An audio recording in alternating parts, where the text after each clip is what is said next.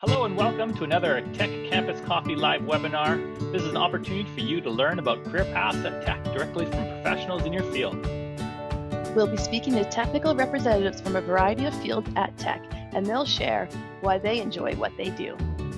Participants also have a chance to directly ask speakers and recruiters questions and get a good understanding of why Tech is a great place to work, as well as where your strengths, talents, and learning opportunities lie. Welcome to Campus Coffee live webinar on Ask Our Recruiter. I'm Misaki Miyoshi. I'm the lead of Campus Talent Acquisition at Tech.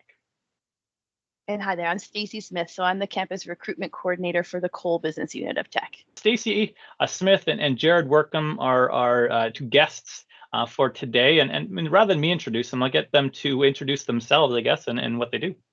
Awesome. Or maybe a little bit of background first. Yeah, sure. And I was hoping maybe you could put that picture for the safety share for me the whole time I'm talking. The one with the little llamas or whatever they are. Between Jerred and I think we'll probably get a couple. We'll laugh at it ourselves anyway, if nothing else, the whole time while you guys listen. So, so for me anyway, I'm the recruiter for all the campus programs for the Coal Business Unit, and I also work hand in hand with other business units as well. So the Highland Valley Copper operations, our trail operations, and race as well. So I do assist with their campus recruitment.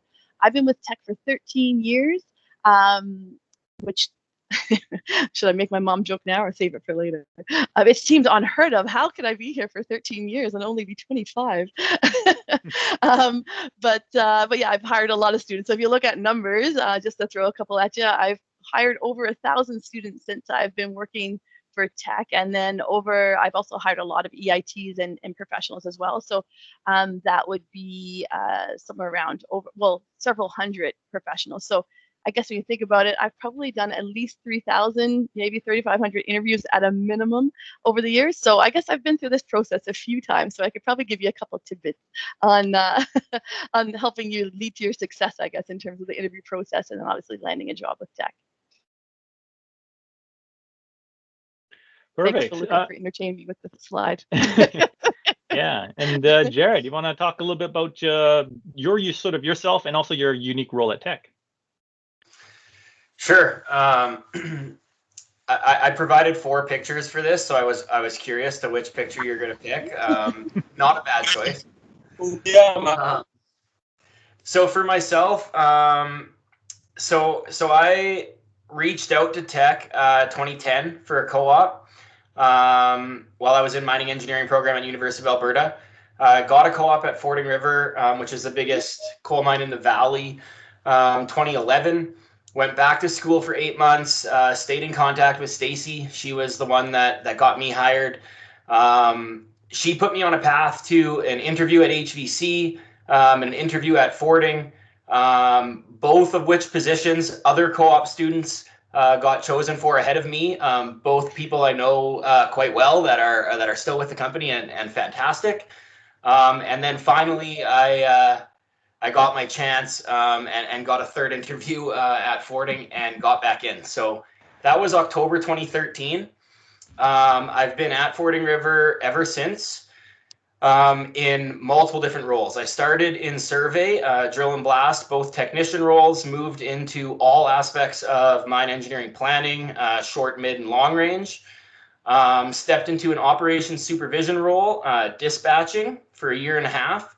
After that, I went back to the engineering group, spent 1.5 years with my entire effort going towards the integration of processing, maintenance, operations and engineering, which was a fantastic experience trying to bridge the gap on site.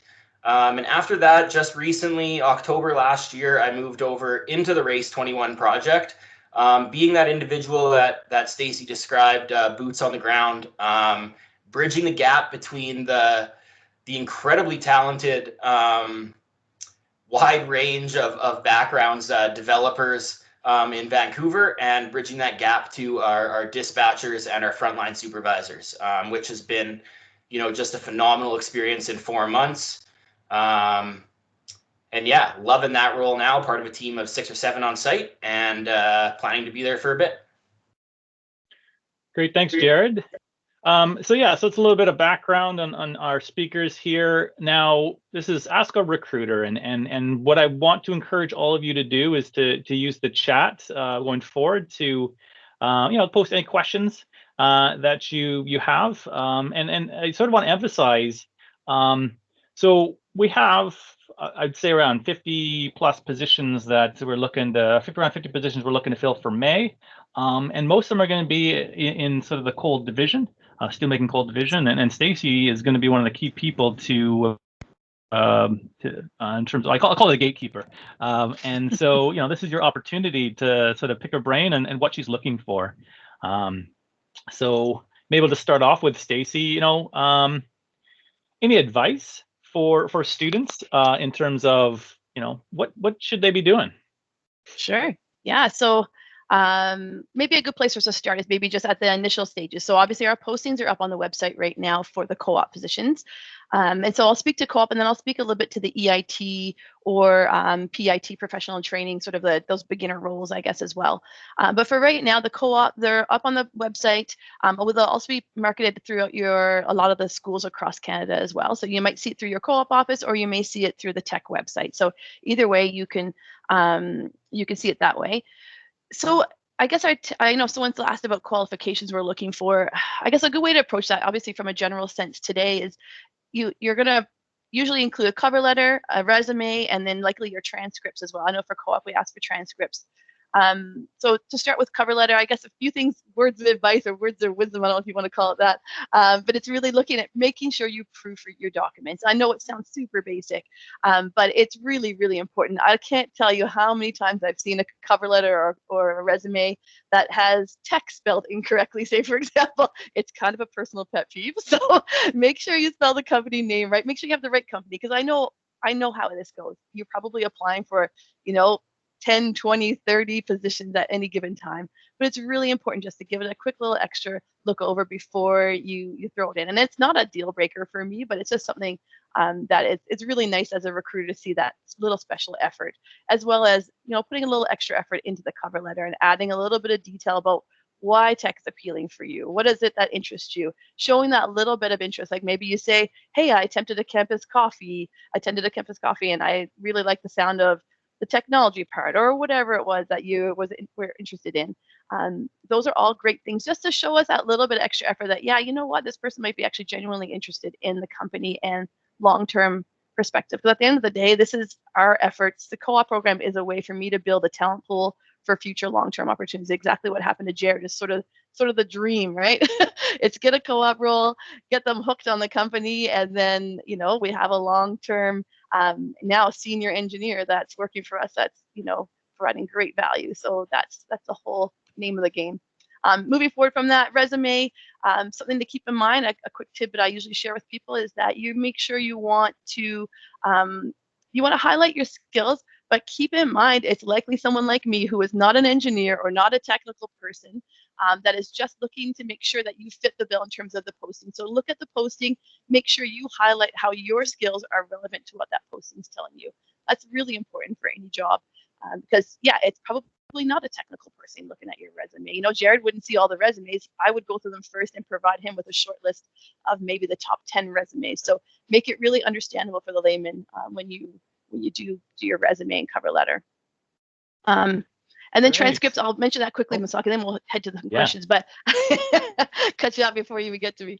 But transcripts, again, I know some people get kind of stressed about that or worked up about that. I'm going to see all your marks. Believe me, we're not going to dissect them. It's a nice addition, and certainly I'm going to give it a once over.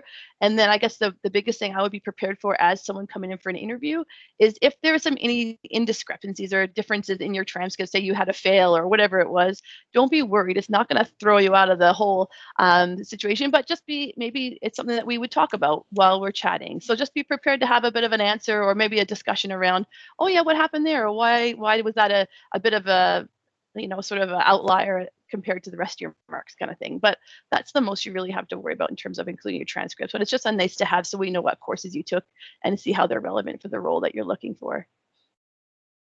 Great. So I see that students have put some great questions in the chat, which is good. But I also see some hands are up as well. So yeah, if your hands up, we'll come to you. So maybe we'll start with some of the hands up. Oh, one just disappeared. I think Jawaz had a hand up. Yeah, I'm still here. Sorry, I just was logging in from the web here.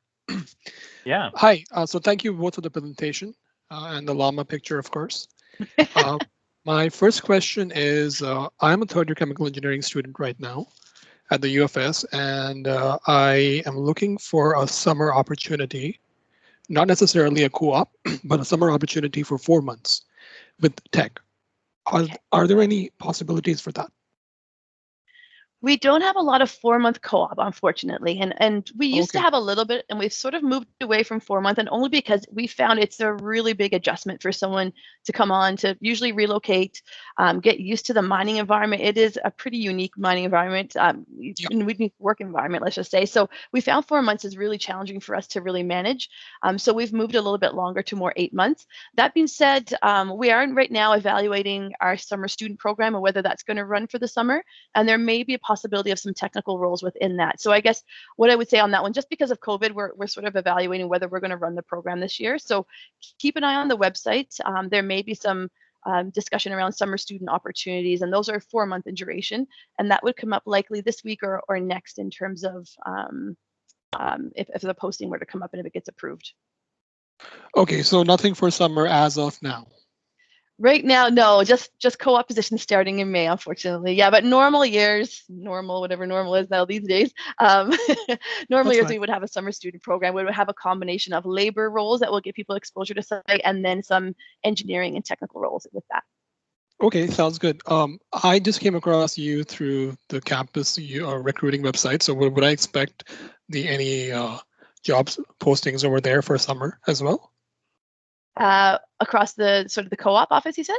No, across the university I go to, their campus recruiting office for students, right? The employment center. I just found the postings over there. Should I be looking there, or should I be looking at the Teck website specifically in the upcoming week or two for summer positions? I would check on the Teck website just to make sure, in case your university doesn't get it or if they don't post it in a timely manner. I would just keep an eye on our website, the Teck website. Okay, sounds good. Thank you for your time. Yeah, thanks for the question. Awesome. I think what I'll do is we got a ton of hands up and we had a ton of questions in the chat, which is awesome. Maybe I'll just alternate, go back and forth, and maybe try to lump some of them together. So Stacey, let's go with the next question, which is, what if I don't have Canadian experience? Is there any chance for me? And that's by Mohammed. Okay, yeah, for sure, Mohammed. So there certainly is opportunity. I know sometimes it can be challenging to bridge that international experience to Canadian experience. So what I would suggest is making it really clear and having a good explanation. Like, don't even assume that maybe the person who's looking at your resume even knows the company you worked for internationally. So explain a little bit the company you work for and really get into a little bit more in depth about the experience you had there, so we can make it relatable to what we do here. Because in Canada, I know a lot of the mining companies or different companies that are here, but internationally, some of us may not be aware of what they do. So then you could sort of tell a bit of a story about, like, it was field experience and I worked in a plant or I worked wherever, just so that it makes it really understandable for a Canadian recruiter to know what it was. Okay, and just to build on that, Carlos has asked, if you're an international master's student, would you recommend including a transcript from the bachelor's program as well from their home country? Or would just the UBC master's transcript suffice? Just the master's one is fine. Yeah, you got into the master's program, so you must have done all right on your undergrad. All right. Let's switch gears to, and I'm going to apologize, I don't have the full name, I don't think, but it's sigurla@student.ubc.ca. Actually, I don't even know which order these came in, actually. Yeah, sorry about, hey Masaki, sorry about that. I forgot that Teams hasn't formatted my email to my actual name, so it's just Sid. Yeah, thanks again, guys, for organizing this, and the laughter message was really great to hear after Blue Monday today. So Stacey, I'm a third-year materials engineering student at UBC, and I just wanted to know what kind of opportunities are available for co-op, because so far the postings that I've been going through are obviously primarily focused towards mining, naturally, because Teck is a mining company. But having spoken to some of your past co-ops, like Ashish, who's I think now working in Race 21, he told me that Race 21 is a great opportunity, and I was super interested in Race 21. So I was just kind of hoping to understand what kind of co-op opportunities are available that can lead me in that direction. Sure. Well, I'll speak to a little bit. I know that HVC, our Highland Valley Copper Operations, is definitely going to be looking for materials. We haven't got the posting up yet, but that should be coming up in short order. So just to keep that in mind if you're looking for that mining route. Outside of that, from the technology standpoint, I don't have a beat on the race positions yet. I know that they're coming down the line, and I know basically races, because they've been growing so fast, they're trying to get some senior people in line before they start hiring more junior co-ops and sort of new graduates. So I suspect more and more of those will be coming down the wire.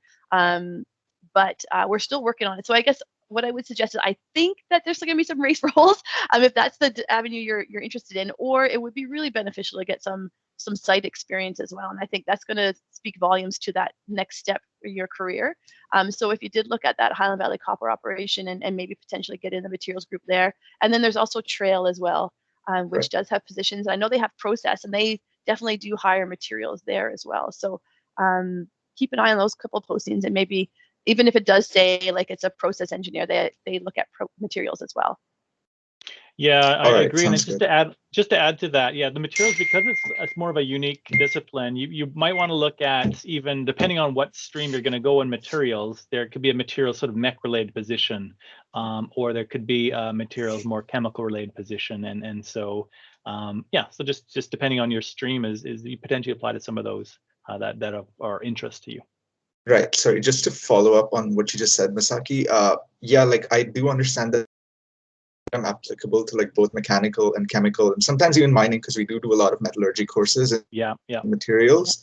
And I just wanted to know, like, do we get screened out at the first process of seeing that, okay, it's not a mining or a chemical or a mechanical, and it's this like weird kind of like combo that doesn't maybe really fit the bill, or will my application be considered for these other positions that are like non-materials engineering, I guess? That's a Stacey question. Yeah, certainly. Assuming the role fits, I guess, and that's the other side of it. Is just if they're really looking for like a really core mechanical student for a particular role, certainly I would probably lean towards the mechanical side. But some of them are like have maintenance engineers within the processing plant, so that mix of experience sometimes is really useful. So yeah, there's definitely a possibility to be considered within those roles. All right, sounds good. Thank you so much. Is it my politician's answer to the question, hey? So Stacey, I'm going to jump over to I think it's Elvira's question about. So she's applied to a couple positions last month, which is great. Just wants to get a sense of sort of how long does it take to get a response in regards to interviews. How many interviews are usually conducted for a potential candidate? Great. Yeah, that's a great question. So I'm assuming we're talking about full-time roles here. So because co-op is pretty structured, I guess, in terms of the timelines, but certainly some of the full-time roles do. Yeah, I think most people who've been through the process can say it does take some time. It is, for lack of a better word, a big machine to move along, and we do get a lot of applications. So you're looking at, sometimes we'll get several hundred applications for a role, depending on the position, especially for some of those new graduate roles. So it can take a little bit of time. So I would say don't expect to hear anything before the posting closes. Usually from there, in an ideal situation, what we're talking about is probably once the position closes, the hiring manager should have a shortlist in hand. So like probably the top 10 to 15 candidates, likely in a week at the worst case scenario, I guess. And then from there, they'll then discuss who they're going to shortlist. From there, it usually starts with a pre-screen, and that'll probably with a recruiter and then a hiring manager sitting for a quick like half an hour chat, just to get an understanding for like the location, talk a little bit about what expectations are, a little bit about your experience. I'm not going to do a deep dive into your resume, but just like some quick chat to get to know you a little bit more. And that would probably be within a couple of weeks of closing, maybe just up to 3 weeks, depending on the hiring manager's availability. And then moving into from there, shortlisting it down to probably about 3 people is the ideal for the final interview process. And that would be now with COVID. Sometimes that would be on site, but now with COVID, obviously it's all video. So the pre-screen would be video with a hiring manager, recruiter, and then obviously final interview is usually on video as well. And that's usually an hour to an hour and a half, depending on the role and how technical they want to get. Does that sound pretty accurate, Jerred? Maybe you want to talk to your experience on that process? Yeah, that's accurate. I've been part of 2 interviews in the last 3 weeks, one for an EIT position and one for a student position. Both scheduled for an hour, lasted about 45 minutes of very comfortable back and forth conversation. You usually have somebody like myself, my superior, who would be making have a vote for the final decision, and an HR representative. But I've done 2 virtually, really comfortable atmosphere. Yeah, we try and keep it pretty conversational, similar to how Jerred and I and Misaki sort of all talk on this sort of forum. We try and keep it fairly similar in an interview process. Obviously, there's going to be some technical questions and details we're going to have to touch on, but I know our sort of a lot of us are of that mindset of to try and keep it as comfortable as possible, so you can put your best foot forward. Yeah, and just to build on that question, there's a question from Anastasia, who's a chemical engineer who's applied for an EIT position but hasn't heard back yet. But the question was more about, will there be more EIT opportunities coming up? Yeah, for sure. There's lots. So they're actually streaming in pretty quick here this at the beginning of this year. So to give you some insight, for our EIT hiring, we don't have like a set time of year that we do EIT hiring. Some companies will be like, okay, in May we're going to hire a bunch of EITs, and in January maybe. For us, it's pretty much ongoing as needed. So what I would suggest is keep an eye on the website, set yourself up for job alerts. So that you're made aware of any positions that might come up that are relevant to your field of study, and then apply accordingly. And like I said, it takes us a bit of time to go through the process, but certainly, yeah, be patient and keep applying. There is a lot of resumes, so it's just, you'll get your time. Like Jerred sort of joked about when he got hired, he'd been through the process a couple of times, but he stuck with us, and it's just find the right position for your experience and what you're looking for. Great, we got a long queue of questions here, Yeah. So I'll go switch to the hands up here. Baized, is it Baized Mohammed? Yeah, please feel free to fire away a question. Thanks for your patience. Oh, you just might be on mute. Sorry, Mohammed. That was supposed to be the same for 2020. You were perfectly That's right. all It's good. Baized. Just say bye and add a Z to it, and you were right on. I just want to say thank you for organizing this event. A little bit about myself. I'm Baized, and I'm an accounting graduate from Thomson Rivers University. I've graduated in 2019, and since then I've been working as an audit staff accountant in KPMG. One of the things I love about my work is I get to work with a lot of industry and learn best practices and great individuals. And I can clearly vouch that Teck is one of the perfect example of business excellence. And I want to be a part of that journey, of course, and I've applied for a position last month as a cost analyst. And fortunately, I can see like a lot of my experience complements with the qualifications. But I really want to know what are the top competency or skill set you're looking for that role. And since I'm looking for a career, not just a job, what are the career progression and what are the growth opportunities in that role? That would be my first question. I'm sorry, I have a few more. My second question is, I'm also the digital transformation lead in our Kamloops office.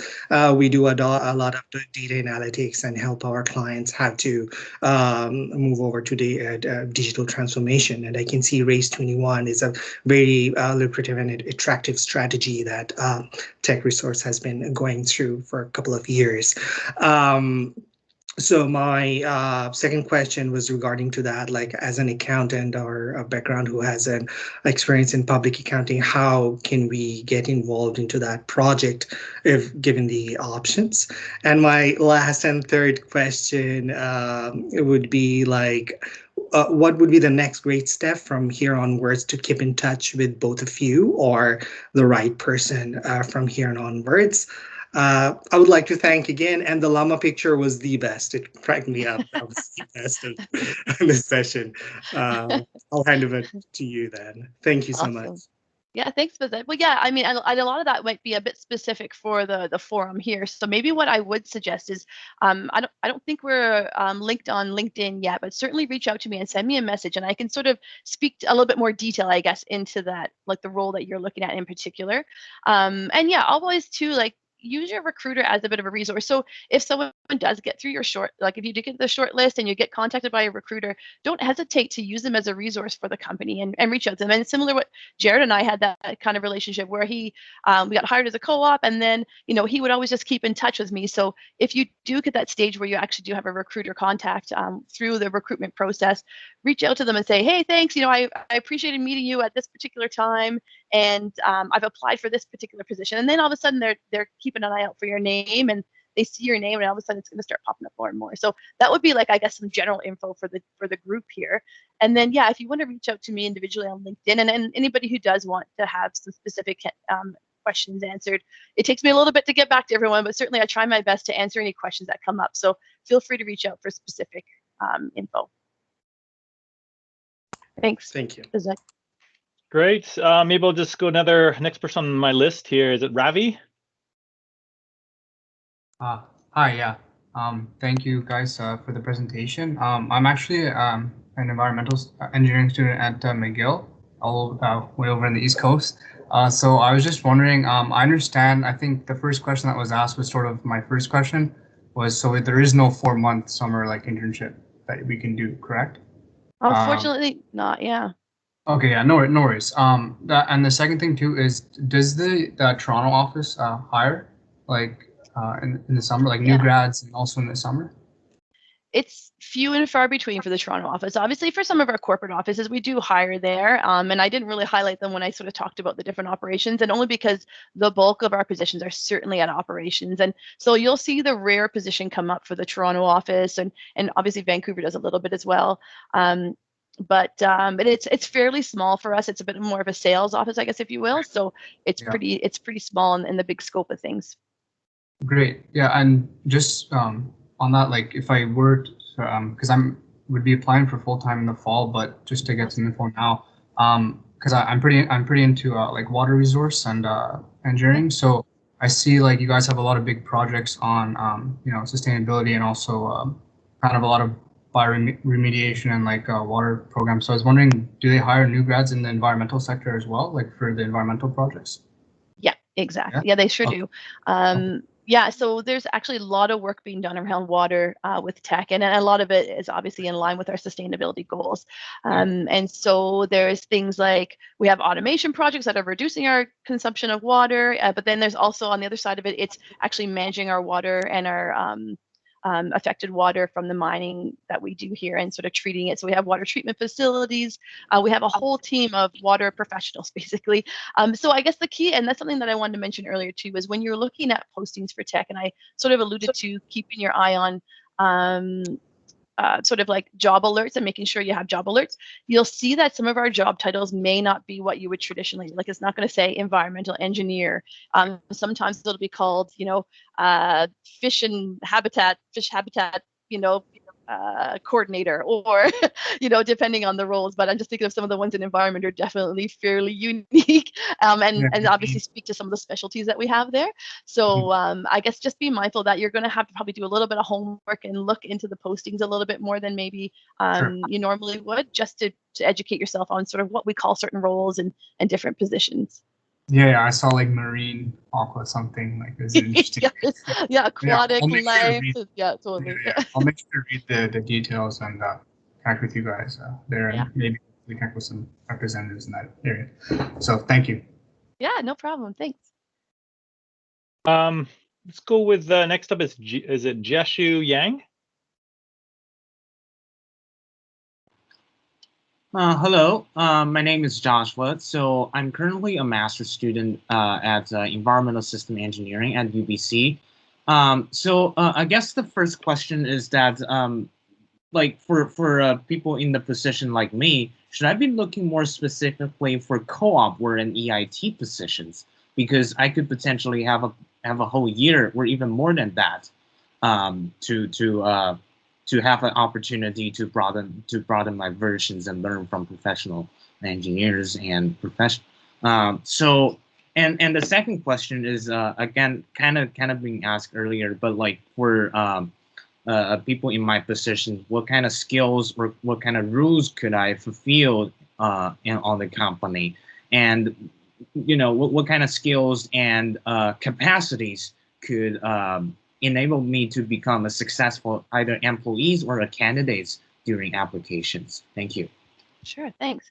So you mentioned, are you graduating your master's or you're still in the middle of your master's? Because I guess if you're graduated, I would look for an EIT role. Is that? Yeah, I'm still in the middle of my master though. Okay. Oh, okay. So you could take a time out from your master's kind of thing. Is that what you're suggesting? Right. Yeah. Long as you're returning back to school, we could look outside like a co-op program. We do try and support co-op programs where we can, but if there's a special niche or a special skill set that we're looking for that we can find through a master's program that doesn't have a a structured co-op program, then certainly we could look outside that. So I would keep an eye on the postings if there's something that's really relevant to the area that you're studying. And then I guess in terms of, to speak from a general sense, because again, I want to make sure this is relevant to everybody on the call. In terms of specific skills and things that you could bring to the team, a lot of it is really just the team fit and the cultural fit. So when I talk about that, it's really like willingness to learn, motivation. Like I've worked for the company for 13 years and worked with a lot of different technical teams. And one thing I often say to people is you'll never meet a more passionate group of people that are just excited to come to work every day and excited about the kind of work we get to do. And that gets me excited. So it's really just coming in with that drive and motivation, the willingness to learn. We're not expecting people to come in, especially as an EIT or a co-op for that matter, to be an expert in their field. But if you're keen to learn and have that motivation, that's going to speak volumes and really, really add a lot of strength to that interview process for yourself. Jerred, do you want to maybe speak to that a little bit too? Yeah, I mean, you nailed it, Stacey. It's the most important piece. We've just put together our race team at Fording River. We're 8 people right now. We're potentially going to double in 2021. And what we're looking for is not extrovert, not introvert. It's do you fit in the team? Do you fit in how we want to move forward quickly, getting a whole bunch of stuff done, being super passionate about it, having that work-life balance. So you're going to find across the board, whether you're in the coal BU, base metals BU, that I think right across Teck, like Stacey said, everybody is extremely excited and passionate about what their team's working on. And in my experience, there's really a spot for everybody, especially with Race 21 coming in. I'm working every day right now with a particle physicist who did his PhD at the Hadron Particle Collider, and he's working with a mining engineer from small town Alberta. So probably somewhere in the company, although the posting might not be posted, there's a spot for everybody on this call within Teck. You're all hired. Yay. Yeah, and as I had to pepper Stacey's inbox over and over. Foiled again. All right, let's maybe we'll squeeze in one or two more questions from the chat, depending on how quickly we can get this across before we jump to trivia. So Ali has asked, what are the skills and experiences you require for entry-level positions or internships? Yeah, I similar to what we just sort of spoke to. I think it's for entry level, we're not expecting to come in and be an expert in all the areas, but it's finding the good fit for the team. So a lot of times what we have to do is sort of balance out our teams as well. And I've had this conversation with a few different people where, we gotta let's see where your skill set is and where your expertise is, or area that you really feel you're interested in, and make sure that balances out with the team so that, hey, we've got someone that has this expertise and this expertise. So sometimes it is really relevant on talking to the team, I guess, a little bit more and really understanding what the scope of the team is, what they're trying to achieve, and then making sure everyone plays their part, I guess, if you will. So I know that's, again, like my joke, the politician's answer to your question, but it really is specific to the role that you're applying to and the team that you're sort of looking to jump into. So maybe actually, let me talk a little bit about what it's like to work at Teck. And I know we had Caitlin on the call. Do you mind saying a few words about talk a little bit about your experience working at Teck, just to enlighten some of the students? Sure. Hi, my name is Caitlin. I am a co-op at Teck currently. I started in May, so I've been here for 8 months, and originally I had an 8-month term, and now I have a 16-month term. So excited to still be here and have that extension. I live in Fernie, BC, in the Elk Valley, and I actually don't work at an operation. Technically, I work at the Sparwood office, but I've never worked a day there yet. I work from my room. So I started during COVID, which was an interesting experience itself, especially because a lot of my coworkers were just learning how to work at home as well.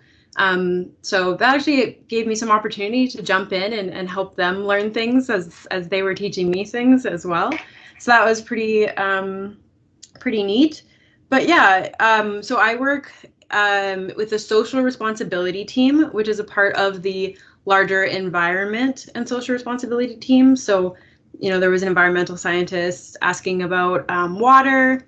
That's the kind of people that I get to chat with, very smart subject matter experts. And with the social responsibility team, I work with Indigenous and community affairs. So my team, we work with the Elk Valley locally. We work with the Ktunaxa Nation, which is the local Indigenous nation that has rights and title here. And so part of my role is like a boundary role. So Jerred talked about taking and hearing from corporate to the people that are in the valley. We kind of take what we hear from people who live in the valley and bring it back to the scientists and the people that are working on all the environment initiatives and that are working at the operation. And then we also listen to people from the operation and the scientists, and we communicate that back out to the communities. So definitely, so I'm a business student. I have one semester left, but I am a marketing and social responsibility are my majors and minor. So for me, just finding this position was really cool.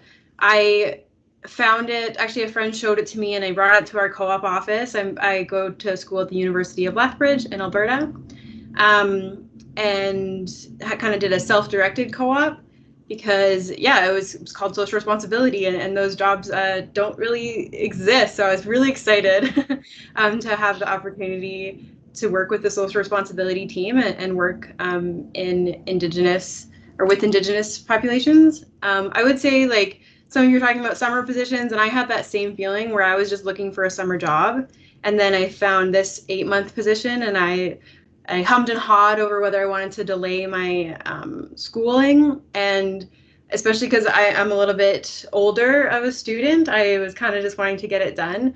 But I'll say that 8 months in, obviously I'm enjoying it because I asked for an extension for another 8 months. And it's been really great to see my previous experience of like with nonprofits and really small organizations. And so to just get varied experience and to work with, as Jerred and Stacey have said, like really passionate people, and build a network within the mining industry, but also within the social responsibility industry, and just across a lot of different fields, people that are excited to come to work every day and make tech better, and yeah, work with people that are on the same page. So yeah, and the Elk Valley is really nice. If you have never been here, it's beautiful. There's mountains. You can go like mountain biking or climbing and hiking and camping. So that's a good time too. Awesome, Caitlin. Great. I recognize we're sort of, so thank you, Caitlin. That's great. Some great insights. So I know we're at time. So for those who have to leave, well, thank you for joining. For those who can stick around, we will try to answer as many of your questions as we can. And like I said, Jerred, if you have to jump off, great. Thanks for helping out. But if you can stick around, wonderful. Maybe I'll go back to the chat here.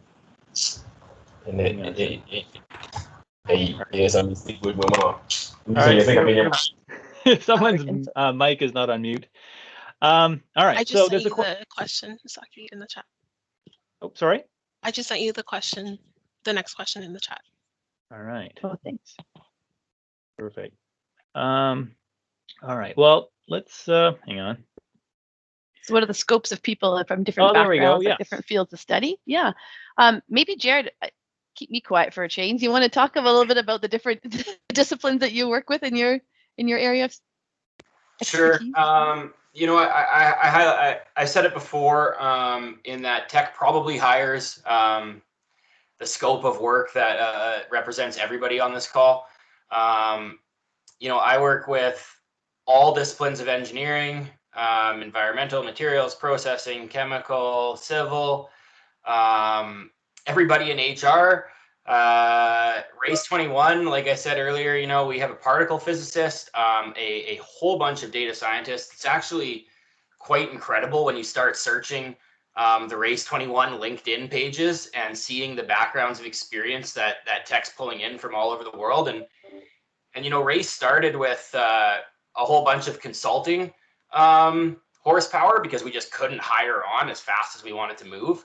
And now Tech's really taken it into themselves, doing most work internally. So really hitting all aspects of that technology side. I saw the one comment in the chat saying, I'm hearing to come work for Teck, but what I'm hearing is Tech, T-E-C-H, which I think is a great comment. It's definitely moving that way.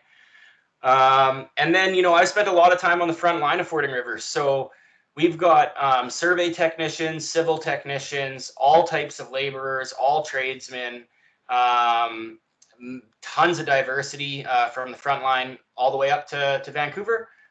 So again, really your background is widespread. Yeah, and I think that sometimes people don't think about that when they think about mining. I think their first instinct, like, oh, mining engineer, maybe mechanicals. Like right now, if I look at my openings I have from a for co-op perspective, and that's usually sort of indicative of like the future and where we're going to be heading. Literally about 25%. I hire more digital systems or technology students right now than I hire mining engineers. So it's kind of unique for a mining company to look at it in that perspective. Yeah, different change. I'm just going to jump to the next question in the chat that I've got here is, when are their co-op postings going to close? Yeah, so right now I think we have until mid-Feb as the closing. They may get extended, and it depends on how quickly I can get through my recruitment. So I'll be doing discipline by discipline likely. And so I'll probably start interviews likely, I would say early Feb, and then the postings will keep running, but just be prepared that the earlier you get your application in, the better for sure. And then it'll continue into probably till late March, probably by the time I get my recruitment fully completed. But yeah, the postings will be up for sure by mid-Feb, may get extended if we need more applications or we're not able to get into the recruitment of it yet. We might just extend them. So far anyway. And there's a couple that I think might end early Feb that were just posted for a couple of weeks so far, and that those again may get extended, but better to be on it early if possible. All right, next one is a student wants to know if we have a preference for a graduate, a master's, or a undergraduate, master's, or PhD students.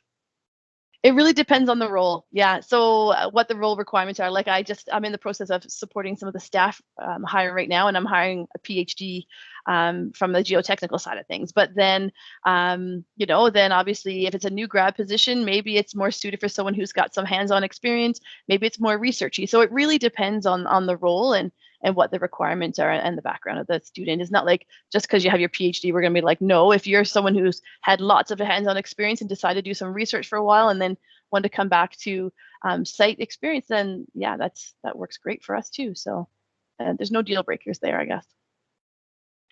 All right, so just to switch gears, student from Nate, instrumentation graduate, where I guess is basically has to do an interprovincial trade certificate, but hasn't been able to write the exam because the exam center has been closed. How does this student include that in their application that they'll be able to write it in the future? Yeah, I would put that on your cover letter for sure. Yeah, COVID's posed some unique challenges, let's just say. I know lots of people, like, we require driver's license for some of our co-op positions, and they haven't been able to finish their driving test because COVID has closed down some of the testing facilities. So there's lots of interesting challenges right now. So what I would suggest is put that in your cover letter. I think there's a short questionnaire when you do apply, and those are sort of like questions that would sort of just go to the recruiter so they can see a little bit more insight about it. So make sure you highlight that as well, that you're working on it or waiting for the test facilities to open. All right, maybe we'll jump to some of the hands up in the queue. Hopefully these students are still here. Oh, Shervin. Yeah, thanks for your patience. Thank you for this campus coffee event. I've got a couple of questions. I think some of them have been. Is it just me or is he cutting out a bit? Yeah, it's cutting out a little bit. Sorry, Shervin. Just cut out on us. Shervin, you're cutting on us. So rather than just skip over your question, maybe if you could type it in the chat, that would be awesome. Sure. Yeah, I think he's cutting out too much. I don't know, Stacey, what do you think? Should we... I think we're gonna have to. It's probably just delayed there for him too, unfortunately. Yeah, Shervin, unfortunately, there's just a connection delay that you've got, and we're having difficulty hearing your question. If you could type it in the chat, that would be great. In the meantime, we'll switch over to Tiffany Gu next. Jump into it. So I think it's just the delay there. Yeah. Hello. Hi, Tiffany. How are you? I'm good. Sorry, my camera is a little bit off. That's But okay. We can see you. thank you for this event. Yeah, I got like here because my career specialist like at my school just recommended it to me. So I registered yesterday. And I'm a civil engineer student. I'm doing a PhD. Sorry, Tiffany. I think there's just a delay from the previous question. So okay. keep on trucking. Okay. So yeah, I'm a computer engineering student at BCIT. So I'm graduating in May. So I'm starting to look for like junior development jobs like in programming. So I'm just wondering if like the Teck has like some junior positions for like new grads in like programming and like high tech, that kind of area. Yeah, I suspect there'll be some more. I would suggest definitely sign yourself up for some job alerts on the website for sure. I have heard some mention of some that are more operational technology roles that'll be coming up in the next little while. I know, especially for our asset help team, I think they're going to be looking for some people. And then the other suggestion I would say is I think Race is going to start picking up their recruitment for the more junior level positions. Maybe Jerred can speak to that a little bit more, but it looks as though those will likely start picking up here pretty quick because they've got a lot of their teams in place and people have experience now that they can start supporting more junior employees as well. That's awesome. Like when that's a good time to kind of start applying, because like I can't really graduate right now, but like in 4 months I could be able to make it. Yeah, home stretch. That's awesome. Yeah, so I would suggest over the next couple of months start applying. So within like February, March, I think that's a good timeline. Like it does take us a while to go through the process. So certainly if the job posting's up in February, March, they would anticipate that they could likely have someone start for May, and that would be totally comfortable. Awesome. Thank you for the answers. Yeah, I appreciate it. Thanks for the question, Tiffany. All right. So Shervin managed to get his question in the chat. Oh, awesome. So he's got sort of 3 parts to it. Now, I just want to sort of clarify. So in terms of hiring new graduates, does Teck hire new graduates as well? I mean, those who have just finished their studies and have previous 1 or 2 years of work experience in their discipline. That's the first part. Second is, and how long before the start date should they start applying for a co-op position? Okay. Actually, well, hang on. Let's just go by each part here first. Yeah. So the first part, does Teck hire new graduates as well? Yes. Yeah, there's a combination for that. When we see a new graduate position, so sometimes it might not say EIT, it might not say new graduate. Likely it rarely says new graduate. It might just say EIT. So sometimes we'll have a combination. We can look between 1 to 3 years experience. 1 year may be a year of co-op under your belt. So just maybe be mindful that it may just say engineering training or professional training, or may just say like accounting, or whatever it is. It's probably going to just name the title. It probably won't say new grad position always. And that's just the way that we've historically done it anyway. So just keep an eye on that. But certainly, yeah, it'll be anywhere from 1 to 3 years. And if you had like a year of Teck experience or other co-op that's super relevant to Teck, then there you're going to leg up over lots of people there as well. So in terms of co-op, like the postings are up now. Co-op is pretty structured in terms of recruitment process, I guess. So the postings are up. I'll start doing my interviews likely February. It likely lasts somewhere between 1 to 2 months for interviews, just because I have 50, so it takes me a little bit to get through everybody to hire. So that's, you know, a couple hundred interviews to tuck away the next couple of months. And then so apply as soon as you can, and then obviously before the posting closes. So usually I'll close them up around middle of Feb, and just make sure you get your application in.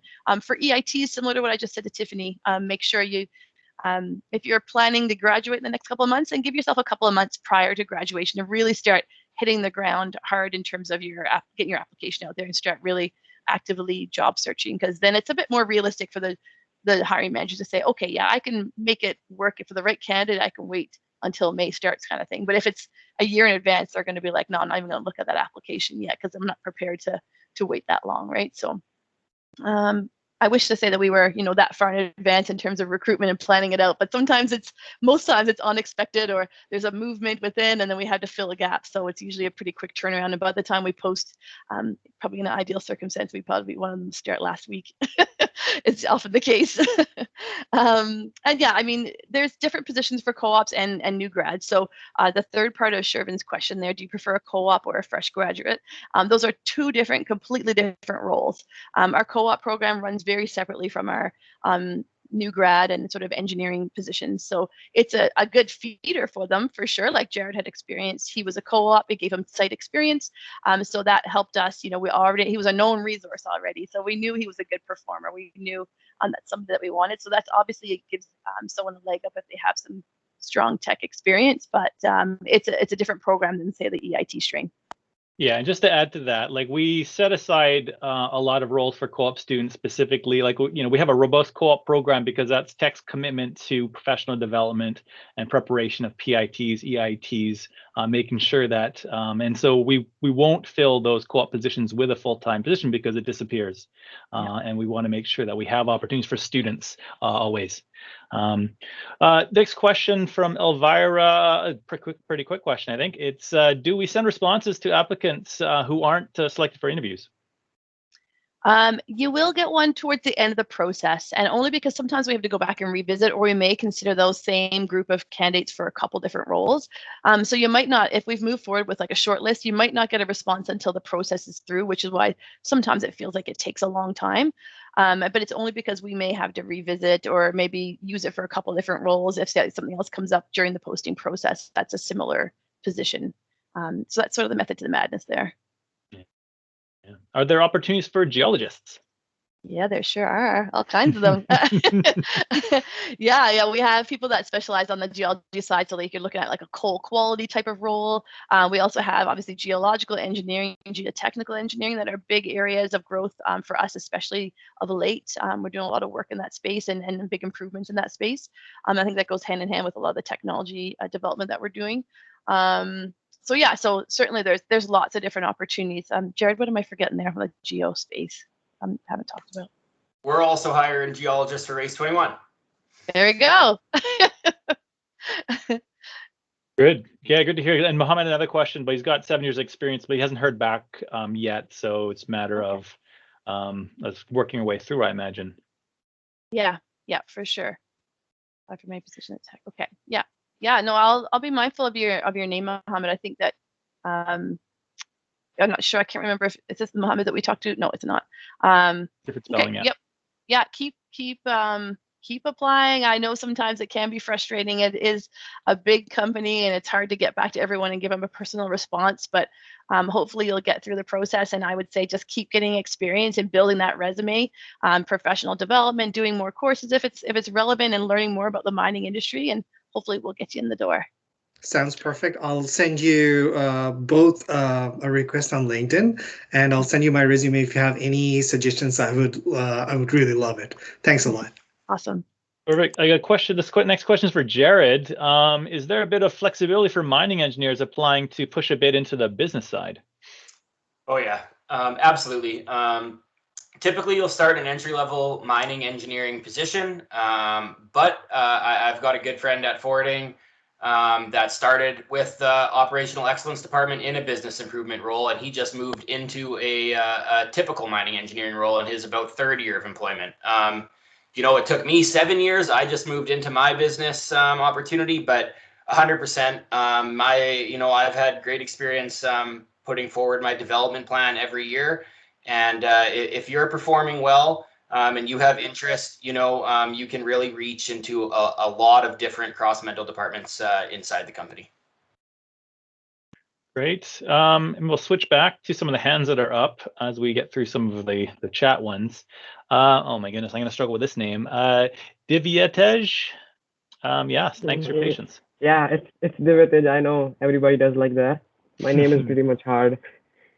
So yeah, first of all, thank you everybody for organizing Campus Coffee. It helps us students who are seeking co-op very much. And so as Stacey says that they are looking for more candidates for digital systems and desktop support. So what are the skills you look for the most for the candidate of digital systems? As one of my friends is working for the desktop support, Jobin, but this post I have not heard about much. So can you please elaborate for me?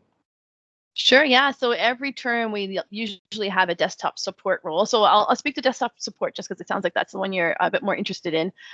Honestly, that role is a lot of, obviously we want you to have some technical experience, but it's pretty broad based because you're working with internal clients like ourselves, like the Teck employees, and supporting them with all their technologies.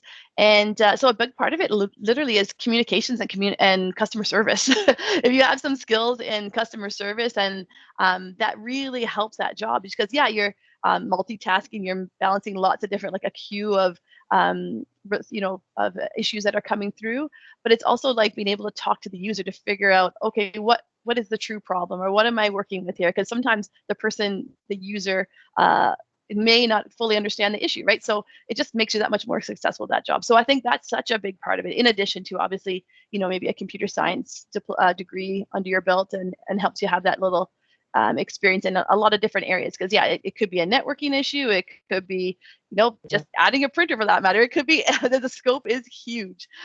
So that's a big part of that role for sure. Thank you so much. One more question, I am a third year student in computer science at Thompson Rivers. So awesome. You guys prefer students in fourth year which are near to graduation, or you prefer the third year students more?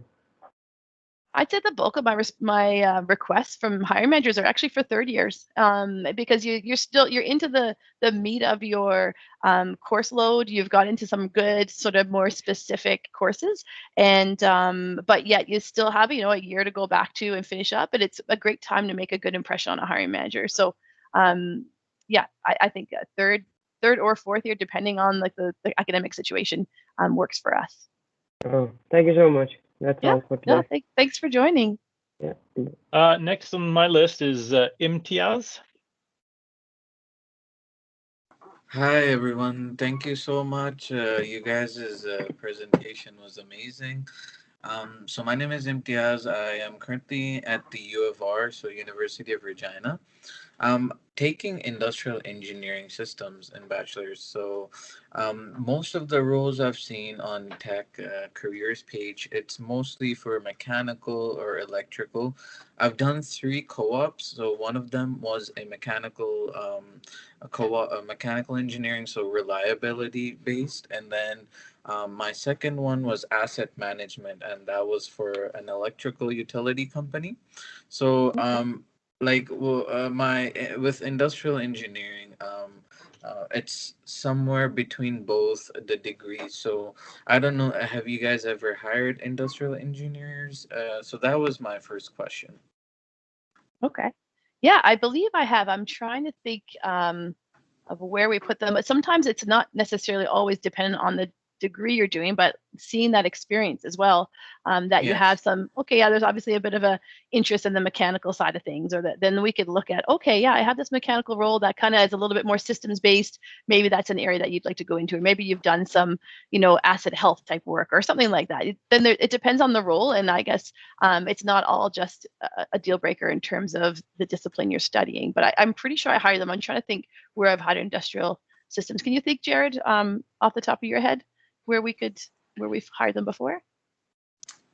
Not off the top of my head, but I mean, just doing a quick Google on the definition of your program and hearing what you'd say, you know, I would encourage you to read through all the postings on the site that have engineer in the title, and every single one that you've have a related course with, you know, describe why you're a great candidate in your cover letter, and look for that. I don't think if it was electrical, mechanical, or industrial, we would bucket it like that. My old roommate, electrical engineer, has been working as a mechanical engineer with Teck for the last 5 years. Oh, okay. Like specifically, I have the like I applied to the mechanical engineering position you had because of like the AutoCAD and SolidWorks. So that was something and we heavily did in our degree. So I think, yeah, you're right. I think I'll apply to both of them.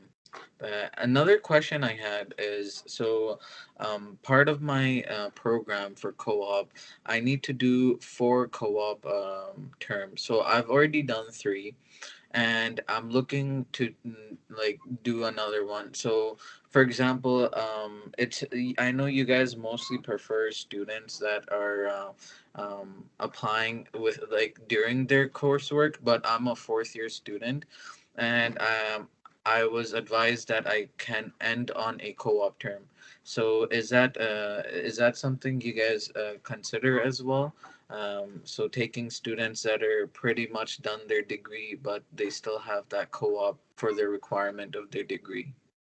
Yep, yeah, we have done that for sure, and we would be open to it, especially if it's a requirement. Like, I guess where I'm a little bit gun shy is when someone's graduated and they want to do a co-op just to get some experience, but then what happens is that we're at a risk of losing someone mid co-op because, okay, now I found a full-time position now that I've got my tech experience or whatever, right? Yes, So exactly. if it's a part of your course requirements, then certainly, yeah, I would consider that.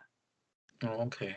And so personally, me as a individual, I'm more of a hands-on person, and like I have had very good experiences with my co-op just because of that attribute. But when it comes to like marks and stuff, is that something you guys take into consideration heavily, or do you guys take into consideration more of the skill set and that experience?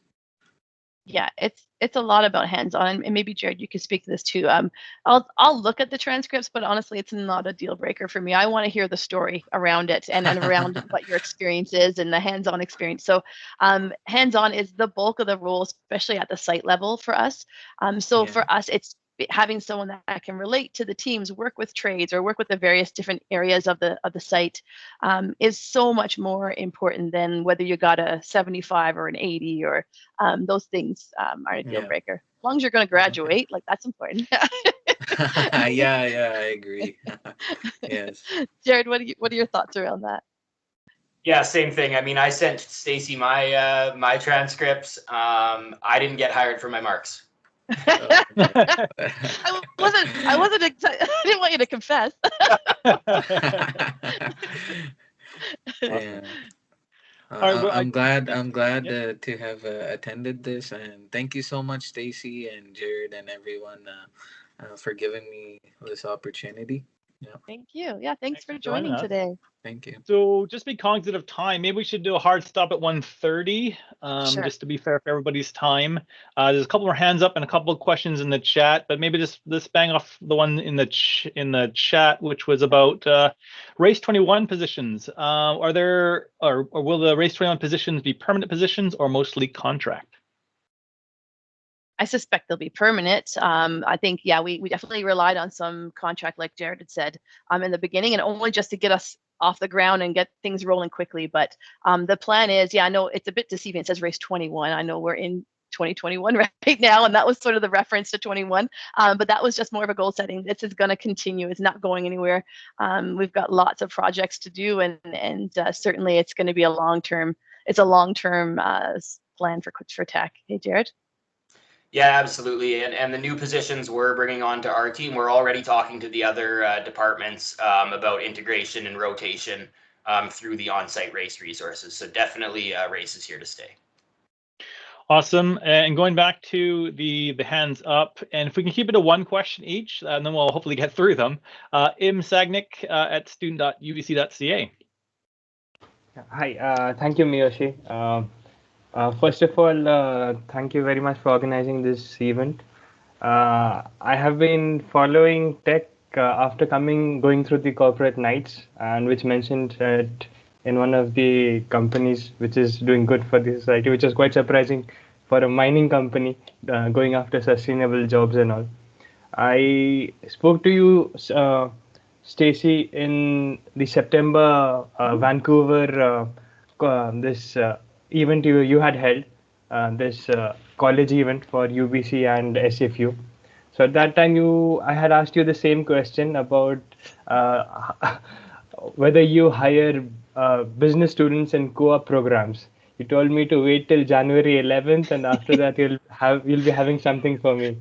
So I've been waiting all this time, especially for just what you reiterated, that the company hires to see the fit, not just whether you have good marks or you have a very good resume. So that attracted to me a lot, and I've been following Teck since that time. And since I'm following the company, I saw that you have opened up a lot of opportunities since January 5th and January 11th. But I see that most of these are for engineering and for Race 21 software engineers. I was wondering if you could throw some light if there will be some co-op opportunities for business students, because just as Caitlin spoke now, she's a business student and she's like loving it there. And she didn't get through the normal recruitment process. I would like to know more about how do I apply for it.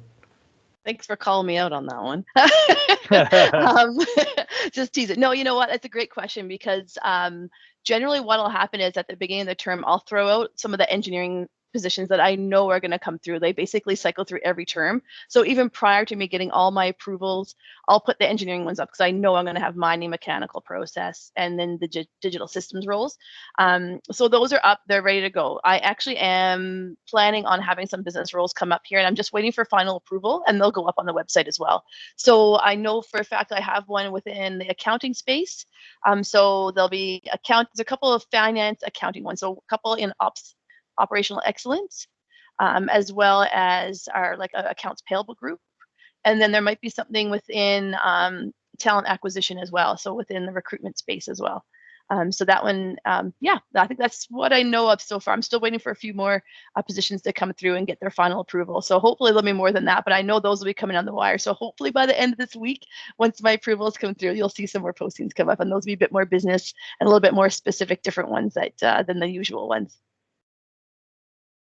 Thank you. Thank you very much. But thanks for hanging in there. Yeah, I appreciate the persistence. And Nick, I can guarantee there'll be business positions coming up in a week or so. Yeah. All right. So we just got 3 more hands up, and so Ravi, you're next. Yeah, sorry, I just had a quick question. So just to confirm, I checked, I'm pretty sure, but there's the only East Coast operation, our offices are Toronto and in Canada at least, and is it Newfoundland or St. John? Yeah, that one's the one in Newfoundland is in care and maintenance right now. So we actually don't do any hiring for that one. It's pretty much closed, and we're just managing the environmental side of things, but we don't really hire any students out there. Right. And they don't plan on opening anything in Quebec, because I was surprised because Quebec's huge and no, we don't. I mean, we have some exploration projects and partnerships out there, but in terms of from a hiring perspective, we usually just focus on the big operations that usually take on students. So yeah. Yeah. Okay. All right. Thank you. Yeah, the future for us is Chile and copper. It's such a big and exciting project that's where a lot of our focus is going to be. We have some great projects in BC as well that we're looking at, but I really believe the focus is really going to be on Chile. Right. And those are basically the operations ones are the ones that are kind of in person. And right now you guys are remaining remote for the corporate offices and stuff. For corporate, we're all remote, and then the sites it's a combination depending on the role and how much you're needed at operations. So we obviously tried to limit as many people at operations as we possibly could. So that might mean that some people are at site, and then some people are working remotely, and then we'll do a shift and switch the groups back and forth so that everyone gets a chance to be at operations and still have a finger on the pulse of what's happening. But yeah, from a corporate level, yeah, we're all remote and continue to be, and I suspect it'll be until a vaccine is widely distributed. Yeah, I was just gonna say that we'll probably know by the end of the summer, kind of, because if I'm applying full time, I'll sort of get an idea then. And I know BC is doing better than like Quebec and Ontario, so yeah, well, yeah, but you know, and remote is going to be short-lived. I mean, at the end of the day, a lot of us, especially if it's a site position, yeah, right now we might be working remote, but the plan is eventually that a good bulk of us will be back at operations, especially in positions that are required at operations. Awesome. Next up, yeah, thanks, Ravi. Next up, Vatsal. Yep. Hey, I met you guys in the programming one, I think just a week, maybe in between a week ago. It's been very informative, both sessions. I'm going to be quite crisp because it's 1 hour, 30 minutes. It's a long time. So you talked about how applications are how postings are just going to keep on coming. And I found, and a few postings have been quite attractive to me. Do I apply for them before, suppose my dream job comes, because just to like reduce risk? Because suppose if I do not apply for a job and I do not know what job's coming, do I apply for a job which I think suits me for the time being, or do I wait for that job to come? I guess it depends what's a deal breaker for you. So if there's one that's of interest to you, likely this is just a small little tidbit of what that role is going to be. So you're not going to, like the postings, I'm not able to get into the real meat of what the role is. If there's one that piques your interest there, I would suggest applying. And then once we chat, and then potentially with a hiring manager as well, and they can get a little bit more into the technical piece, I think you'll find that there'll be lots of pieces to it that maybe aren't even mentioned in the posting that would be really interesting. So yeah, I wish I could get in really in depth. I know like for digital systems in particular, it's tough for me to get into it. So the conversation with the hiring managers would really be a lot more enlightening, I think, for you in terms of really talking about upcoming projects, because I can't just get into all that stuff in a posting. It'll just be pages and pages long, right? So yeah, if it piques your interest, I would say apply. I think we'll probably find something. Awesome. Thanks. I'm going to get out of your hair right now. Thanks. Thank you. Thanks a lot. I'm going to counter that, Stacey, and say all of our positions are awesome, and just apply. Yeah. It's going to blow your mind. That's right. And last up, Bharat. Hey, Bharat, how are you? I'm good, Stacey. How are you doing? Good. Yeah, it's a nice picture you got there, but I'm a little biased towards the penguins. So,